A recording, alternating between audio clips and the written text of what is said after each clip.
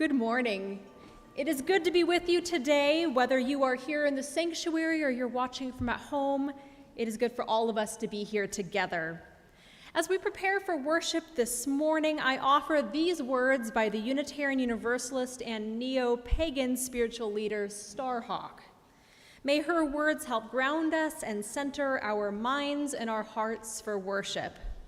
And you may continue to bring those flowers forward. That's absolutely okay. We are all longing to go home to some place we have never been, a place half remembered and half envisioned we can only catch glimpses of from time to time. Community. Somewhere there are people to whom we can speak with passion without having the words catch in our throats. Somewhere a circle of hands will open to receive us. Eyes will light up as we enter. Voices will celebrate with us whenever we come into our own power. Community means strength that joins our strength to do the work that needs to be done. Arms to hold us when we falter. A circle of healing, a circle of friends, someplace where we can be free. So come, my friends, come, those of you who are gathered here in the sanctuary and those who are gathered with us online, and let's worship together.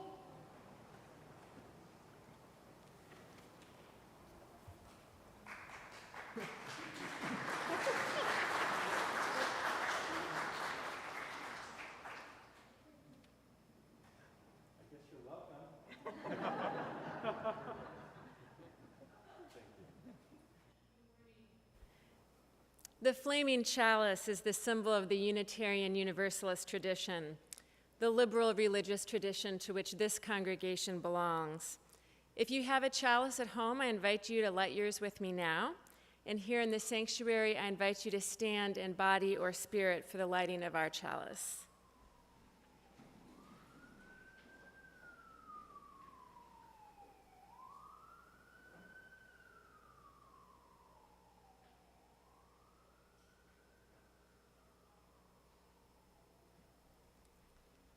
Please join with me.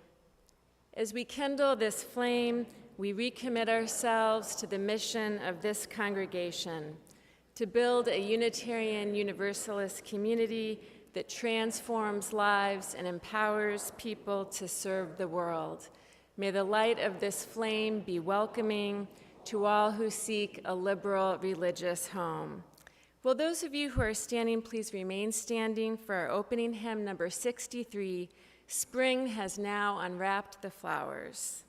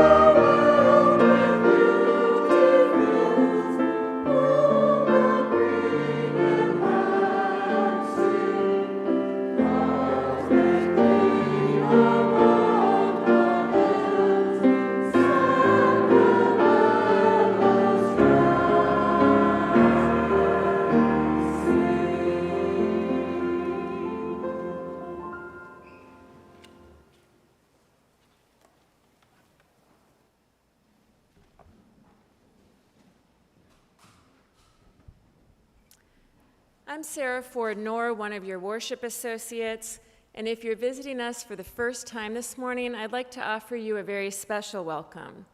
Here at the Unitarian Universalist Fellowship of Raleigh, we are intentionally inclusive, liberally religious, and actively serving the common good of our shared world. Whoever you are and wherever you are on your own religious journey, you are welcome here. As Unitarian Universalists, we seek wisdom and inspiration from many sources, but we affirm our own individual experience and conscience as the best authority for our beliefs. We believe that the purpose of religion is to help us live more fully within this lifetime and to make the world a better place.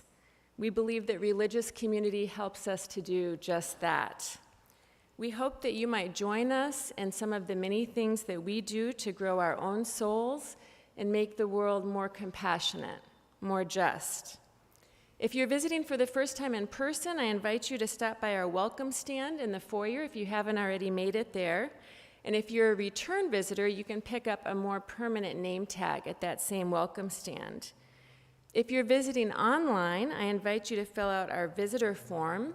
You can find that at uufr.org/visitor form. And if you do this, you'll start receiving our weekly e-newsletter, which, as you all know, is chock full of information about the weekly goings-on. I hope you've checked it out this week, but a few extra reminders. The order of service this morning is available online on the website, also by QR code, and even by old-fashioned paper leaflets. That's my favorite, at the door. Our in-person social hour and volunteer appreciation reception this morning will be outside on the upper balcony. Everyone is welcome. There will be food and drink to share. And for those of you who are participating from home this morning, there are instructions on how to join our Zoom social hour on the front page of our website. Now, after you get your coffee or snack this morning, please wander downstairs to the downstairs courtyard where we will be having a volunteer fair. Many of our different committees and groups have set up booths and tables so you can learn more about what they do for the fellowship and how you might join them. So again, grab some goodies upstairs on the upper courtyard, and then make your way down to check out our volunteer fair. As you can tell, there will be a flower communion ceremony soon in the service. So if you have a flower with you and haven't had a chance to bring it forward yet, you may do so during the meet and greet.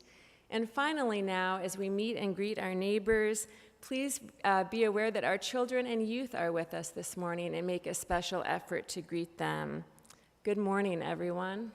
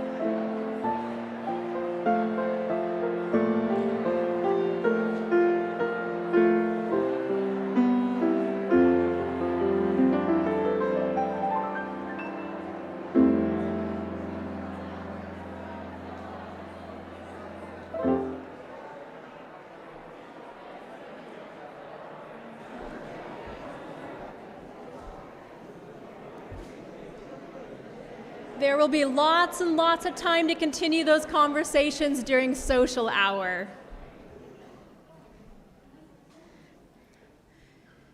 The time has come for us to celebrate one of my favorite Unitarian Universalist rituals, the flower communion.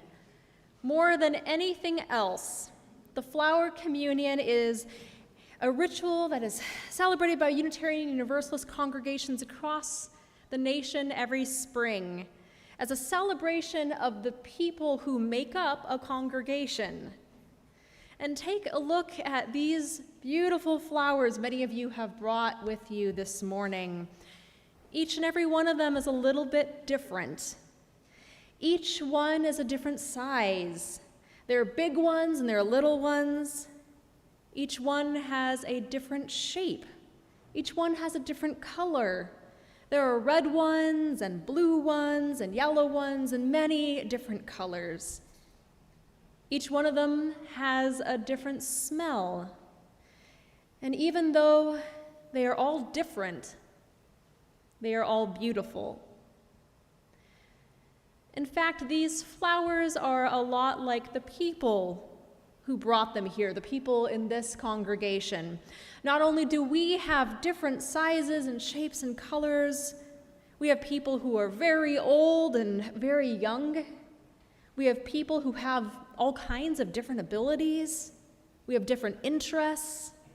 We have some shared beliefs and values, but we also have different beliefs and values among us. Just as each of these flowers is different and yet beautiful, each of us is different and valuable. Just as these flowers are more beautiful because they're not all the same, this congregation is a better place because of the different gifts we each bring to it. And at this time, I invite you to come forward and choose a flower. Or if you prefer, let a flower choose you. Just don't choose your own flower. And even if you didn't bring a flower with you this morning, feel free to come forward and take one. There will be more than enough. And for those of you who are joining us online this morning, please share the name of your favorite flower using the chat function on your screen. You are part of this community too, and you are appreciated. Those of you who are here in the sanctuary, please come forward now.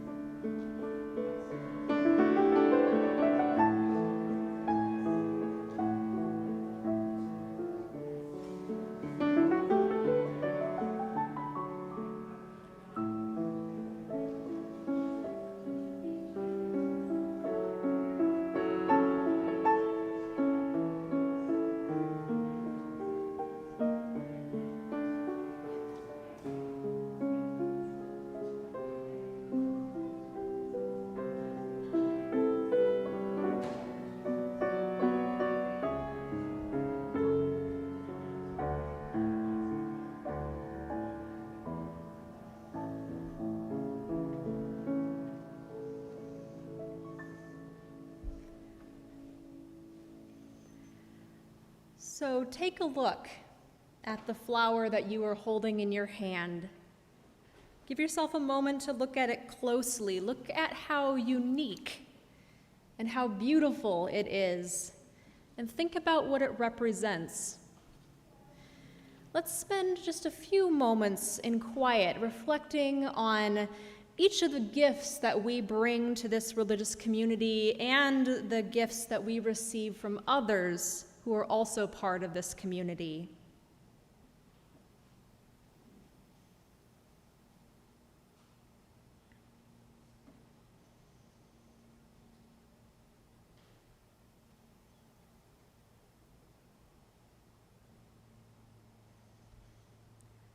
And now it is time for us to sing our children and our youth out to their religious education classes. And we will sing them out to hymn number 413, Go Now in Peace. And parents, if you need to escort your children, you can do that and then come on right back.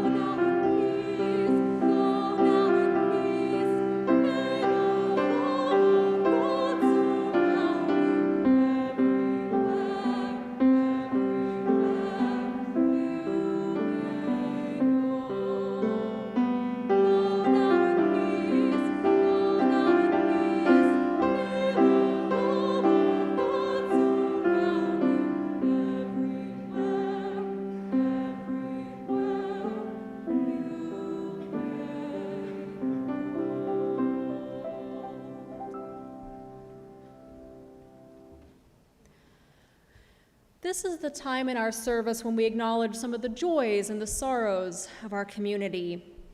We do this because we believe a joy shared is a joy made greater, and a sorrow shared is made easier to bear. Anyone is invited to email a joy or sorrow to joysandsorrows@uufr.org before 9 a.m. on Sunday. And anyone is also invited to light a candle before the service, and if you wish, fill out one of our cards. And people at home may share your joys and sorrows using the chat function on your screen. This morning, we lit a candle of mourning for the 10 people killed yesterday at a supermarket in Buffalo, New York, by a gunman embracing white supremacist ideology. We pray for a day when the violence against Black communities will cease, and for the wisdom and the will we need to take concrete steps to help bring that day into being. Donna Duran shares the joy that her son Quinn received this year's Professor of Excellence Award for his teaching and research at Shaw University. She says, "It's nice to see his passion for teaching recognized." Congratulations to Quinn.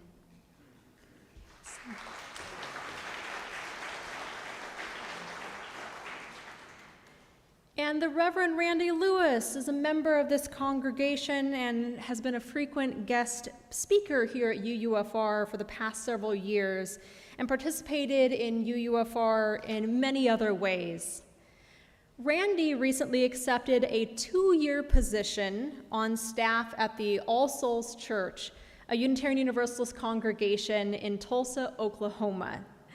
We will truly miss Randy, but we wish him the very best as he takes this next step on his ministerial journey.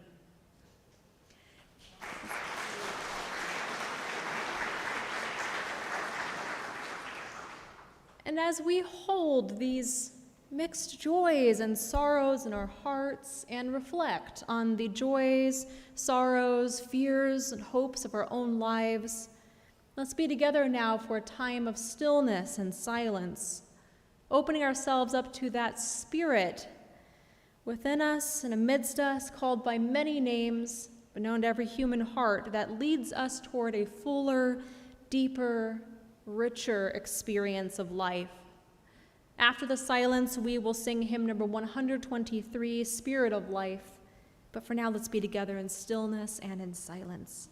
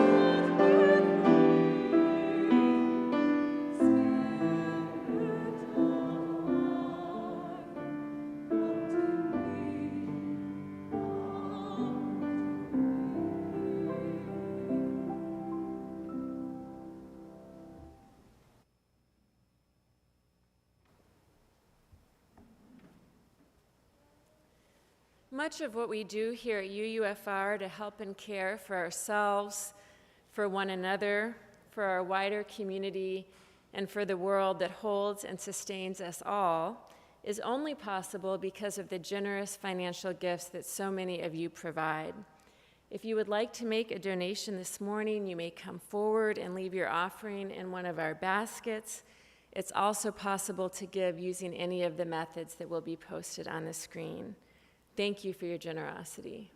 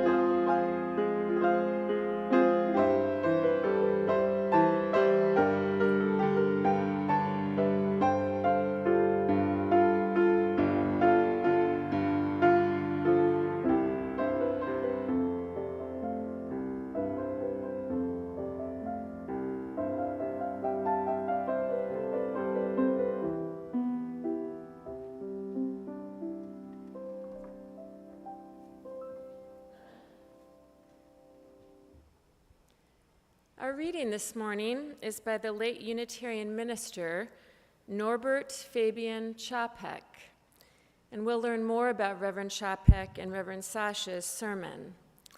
But shortly before his death, which occurred in 1942 in a concentration camp, Reverend Chapek wrote these words: "It is worthwhile to live and fight courageously for sacred ideals.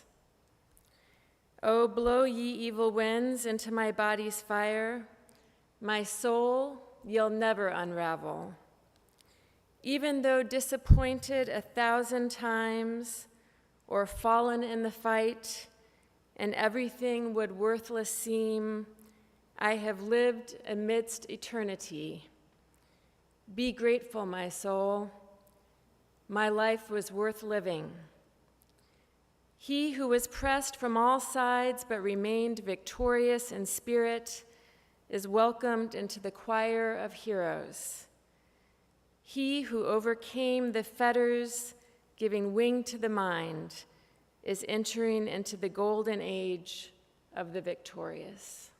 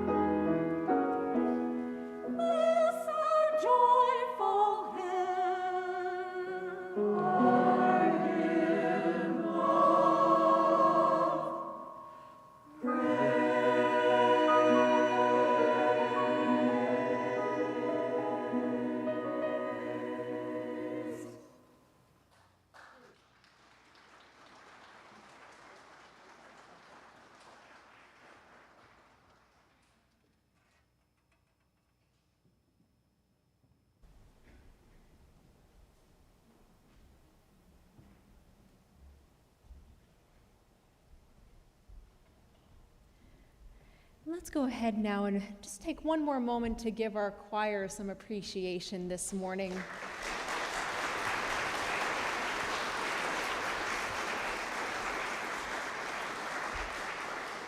I used to sing with the choir. I know it takes a lot of work to prepare that music, so thank you. The reading that Sarah shared with us a little while ago was by the late Unitarian minister Norbert Chapek. Reverend Chapek created the flower communion ceremony for his congregation, and the ceremony made its way here to the United States after his death in a concentration camp in 1942. The words we heard earlier were some of his very last, written before his life was taken from him in a gas chamber.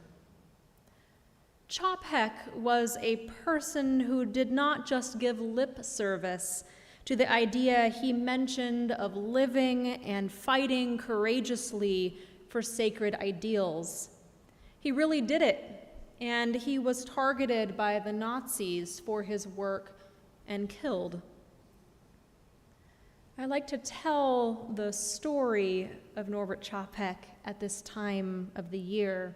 He was born in South Bohemia on June 3rd, 1870, to an agnostic father and a Roman Catholic mother. And despite being raised Catholic, he left the faith by the age of 18. As the son of a tailor and apprentice to his uncle, who was also a tailor, one might expect Chapek to follow in his father's and uncle's footsteps. But instead, he became a Baptist evangelist, planting churches from Ukraine to Budapest before coming to the United States and serving Baptist congregations in New York and New Jersey. Chapek began to adopt a more liberal perspective of faith while still serving as a Baptist minister, particularly while he was researching historical Christian free religious movements in Europe. In 1910, he attended the International Association for Religious Freedom, where he met officers of the American Unitarian Association, and still very much a Baptist at heart, despite his slowly changing convictions, he encouraged, drove, persuaded members of the International Association for Religious Freedom to be more evangelistic in their recruiting and their outreach. He believed that religious freedom must be actively promoted in the world where it is so often threatened. Soon after, he left the Baptist faith and joined the Unitarian Church in Orange, New Jersey, where he and his wife were lured in by their congregation's enthusiasm, their children's enthusiasm for the religious education program of that congregation. In the same year, 1921, he carried the Unitarian faith from the United States to Czechoslovakia and did what he had been doing with Baptist congregations. He founded the Unitarian Church in Prague with his wife, the Reverend Maha, and their daughter, Bodana, and their son-in-law, Karol. 20 years later, the Prague church had grown to 3,200 members, making it the world's largest Unitarian congregation at that time, with 8,000 Czechs identifying as Unitarians, which was an incredible achievement for only 20 years.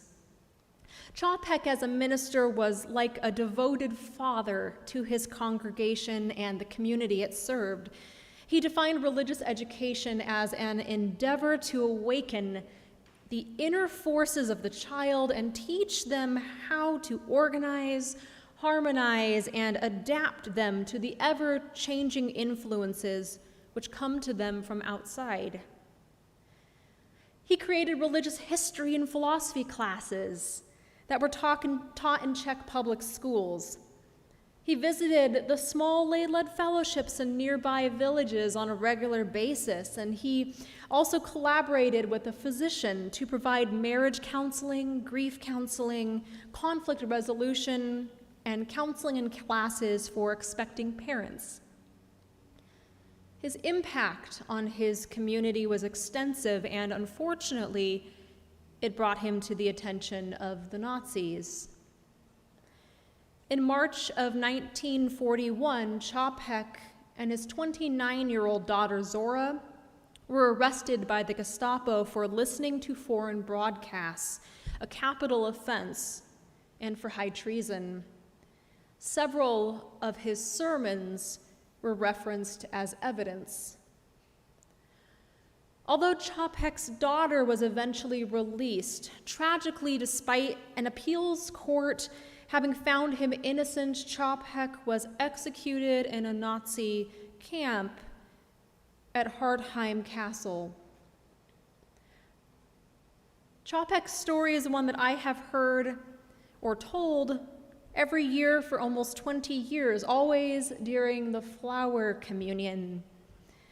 Hearing his story year after year feels like a solemn recitation of family history and an honoring of a brave religious forebearer. More than that, it feels like a sacred retelling of one of our own Unitarian Universalist ancestor stories.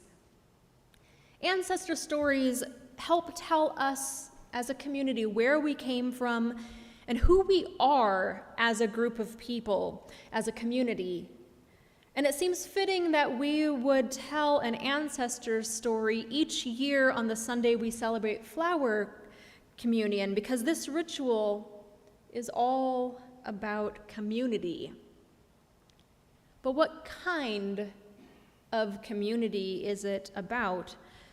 You know, sometimes we Unitarian Universalists half-jokingly refer to ourselves as a community of heretics.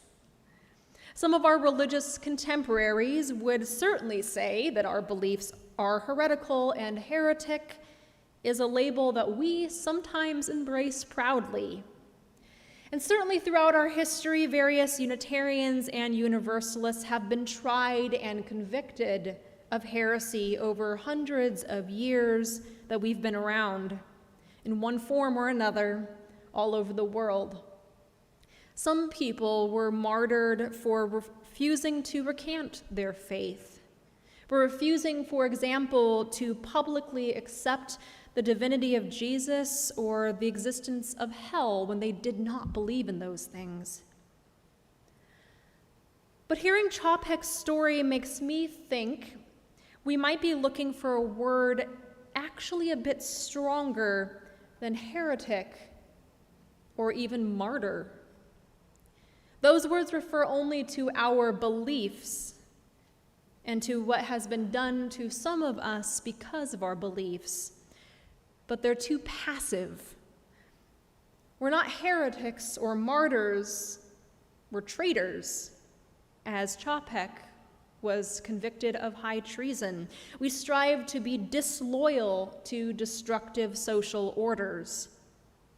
As the late Unitarian Universalist minister James Luther Adams once put it, we strive to defy idolatries of blood and soil that demand loyalty to ethnicity or nationality. Instead, we are loyal to the free religious tradition and to a community not only of all of humanity, but all of life, an interdependent web. I say we strive for these things because, of course, we don't always succeed. We don't always live up to our vision of a more inclusive community, a more free faith. For example, even as we aspire to embrace all of humanity, often in our own congregations, we struggle to truly approach true diversity, because we sometimes knowingly or unknowingly value white, middle-class ways of being more than we value the kind of full inclusion that doesn't just welcome people's bodies into our spaces and people's backgrounds into our spaces, but people's many, many different ways of being as well. To use a metaphor appropriate, I think, to the occasion. We have an easy enough time welcoming people into our Unitarian Universalist congregations as long as they fit into the bouquet of our community. But we don't always do as good of a job of welcoming people if doing so makes us feel like it might require us to transform from a bouquet to, say, a garland, a wreath, or even a garden, to adopt new ways of being to welcome more people. There's a story that we shared during our flower communion a few years ago that reminds me of this lesson about community. It comes from a book called A Good Telling by Kristen Mayer. There was once a small village that was known far and wide for its beautiful, enormous, round, pink flowers. They looked a bit like this one. And there was a young woman in the village, a flower girl, who had a garden full of not just those big, round, pink flowers, but flowers of every single color, shape, and size. One day, the queen of the land decided to tour from village to village, and as the tiny little village prepared for her arrival, they gathered together all of those big, beautiful, round pink flowers and put them on display while hiding away all of the other ones. They wanted the queen to see the flowers they thought were the very best, the ones they thought best showed who they were as a community. But then a blight swept through the village and struck all of the pink flowers, destroying every last one of them. As the queen's arrival rapidly approached, the community was thrown into panic and chaos and despair. How were they going to show their very best selves to Her Majesty without the perfect pink flowers that they were known for? And then the flower girl saved the day.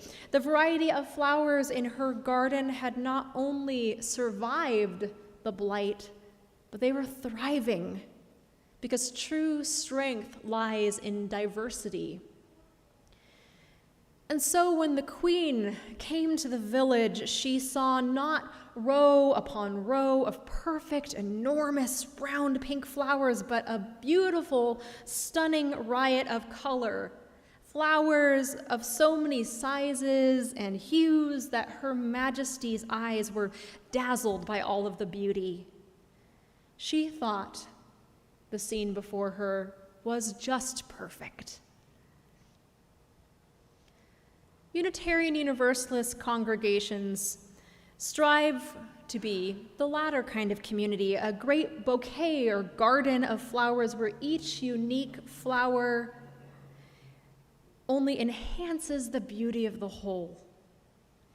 In the United States, the fact that we strive and at even times with great difficulty strive for this vision of a community sometimes gets us branded as un-American. When we promote a community where Black Lives Matter, too, we may be accused of not valuing law and order or of being un-American. When we promote a community where many languages are spoken and many religious traditions are practiced and people learn from each other's religious traditions, we are told that America is a Christian nation and that we speak only English here and that anything else is un-American. When we promote a community that welcomes refugees, we are told that refugees can go back to the countries they came from, and that if we don't like it, we can go with them too because we are un-American, and so on.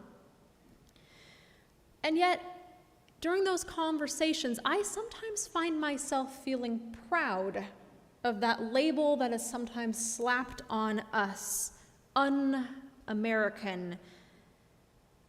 Because if being a true American means to some embracing conformity, nationalism, and oppression, instead of embracing a more diverse, more accepting community that values and makes space for everyone, then I am proud that we are traders who offer our loyalty to higher values in the world. I am proud of the way our faith community strives to follow in the footsteps of our forebears and keep on being loyal to a vision of community that is much bigger than blood and soil. And I love how we strive to betray narrow loyalties and give ourselves over instead to the vision of a community of joyful heretics that embraces many different beliefs and promotes a space of healthy dialogue and exploration. And I love the way that we strive to be traitors to all the impulses and temptations that might lead us to fear or exclude others, and instead keep on working to live into the kind of community where many different beings and many different ways of being can coexist together. Unitarian Universalist congregations are sanctuaries and incubators of the kinds of values that Norbert Chapek, the creator of the Flower Communion, espoused. We fight for those values in many different ways, and fortunately, history does not often call upon us to sacrifice our lives in the fight for our values. But countless people in Unitarian Universalist congregations do make other kinds of sacrifices on a daily basis to make our churches places that advance our highest values in the world. We give of our time, our talent, and our treasure. And speaking of our treasure, this year was our most successful generosity campaign ever. Not just our most successful in recent memory, but a record-breaking campaign that made it the greatest in this congregation's history. Your generous contributions of your treasure helps support this community and all of the work that we do to advance our values in the world. But many of you also gave your time and your talent to make this community all that it is. And I am often left feeling a sense of awe as I sit back and I think about all of the people, all of the hours of volunteer work that it takes to make a congregation like this the kind of amazing place that we experience. Every single experience that you have here is provided by an army of volunteers, some of them doing that sacred work directly and others supporting it more indirectly. Think of this moment, this gathering of us here. Yes, a professional minister is speaking to you right now, but our worship associate is a volunteer. The person who created our slides is a volunteer, and she's now volunteering in the other building with our children. Our choir members are all volunteers. Volunteers greeted you as you arrived, brought extra flowers for those who were not able to do so this morning so that they could participate in flower communion, and accepted your generous financial offerings. And after worship, you will enjoy beverages and treats provided by volunteers. You will get a chance to meet some of our volunteers after the service and learn more about the teams they serve on and how you can get involved.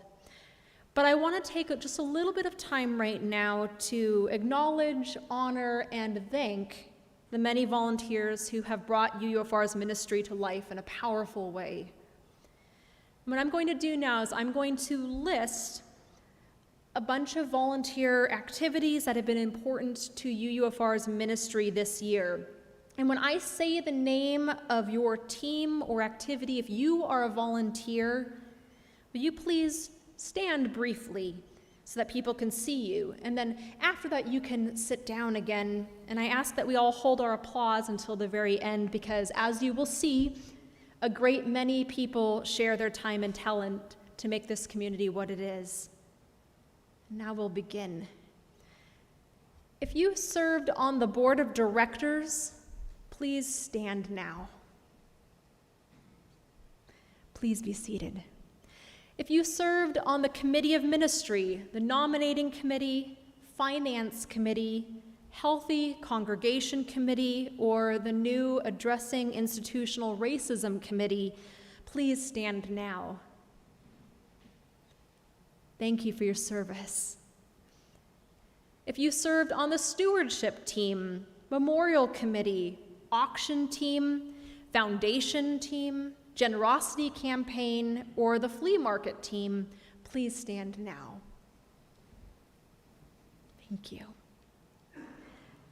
If you served on the Facilities Task Force, Peace Hall and Kitchen Renovations, Kitchen Team, Grounds Crew, or Legacy Task Force, please go ahead and stand now. Thank you for your service. If you served on the Welcome Team, Social Hour, Worship Associates, Slide Preparers, AV Team, Ushers and Greeters, Song Leaders, or the Choir, please stand now. Thank you for your generous service. If you served in or provided support to the youth religious education or youth group classrooms, or served on the Wellspring Team, Chalice Circles coordinators and facilitators, Sunday Morning Forum, or Living the Pledge to End Racism Team, please stand. Thank you for your service. If you served on the Care Team, Lay Ministers, New Reception Team, or one of our many, many, many fellowship groups, please stand now. Thank you for your service. And if you served on the Justice Council, Anti-Racism Ministry Team, Environmental Justice Ministry, Habitat for Humanity Team, One Wake Core Team, Food Security Team, Immigrant and Refugee Team, Welcoming Congregation Team, Community Supported Agriculture Team, Sister Cities of San Ramon, Love Wins Team, LGBT Pride Expo Team, Interfaith Food Shuttle, or Urban Ministries Team, please stand. Thank you for your service. And if you did not serve on a team, but you volunteered to support activities led by any of our teams, please go ahead and stand now. I know there are more, you just maybe don't know you're one of them. And finally, if you served this congregation in any other capacity that I have failed to acknowledge this morning, because I'm sure there are some, please stand now so that we can thank you for your support of the ministry of this congregation. Thank you for your service.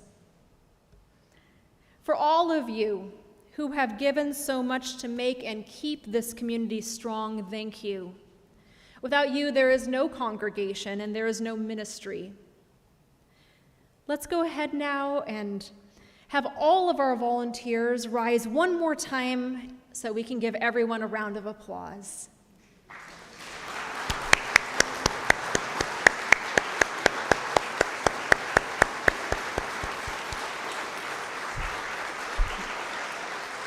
Thank you. Please be seated. If you haven't yet had a chance to volunteer and you are eager to be standing among the crowd next year, or if you were looking for ideas for new things that you can do, with your time and your talent, please join us after the service at our volunteer fair there. You can get a postcard to fill out the volunteer interest survey so that we can learn more about you and the kinds of things that you might be interested in volunteering for. You can also visit the tables of some of our teams that they have set up in the courtyard downstairs to learn about what they do for this community and how you can get involved. And I hope that you will all join us for the volunteer appreciation reception in social hour right after the service. And we will have a special table for families with children to make it easier for you to get in there and get your treats. Thank you all for your amazing volunteers hours and for all that you do here. There would be no UUFR without you, and the forces promoting our values in the world would be far weaker. Your work here matters. And now, please rise as you were able for our closing hymn. It's number 121, We'll Build a Land.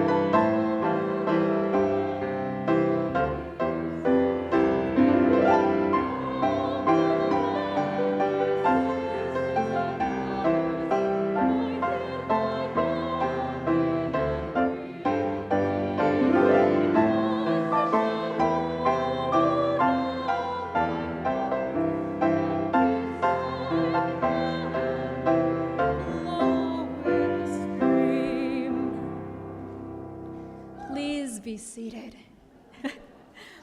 A special request for parents, please remember to pick up your children from the nursery and Peace Hall before going to social hour.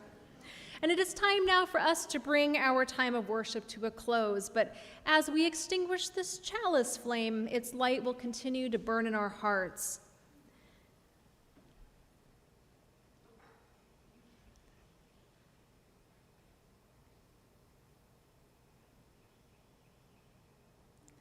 As we go out into our daily lives, let's remember the words of the Unitarian Universalist minister, Reverend Pamela Rubensick. Why community? To remember that one is not a whole number, that we need both roots and wings, that strength comes from relationship and mutuality, that we know life in and through one another. Amen. Blessed be, and go in peace.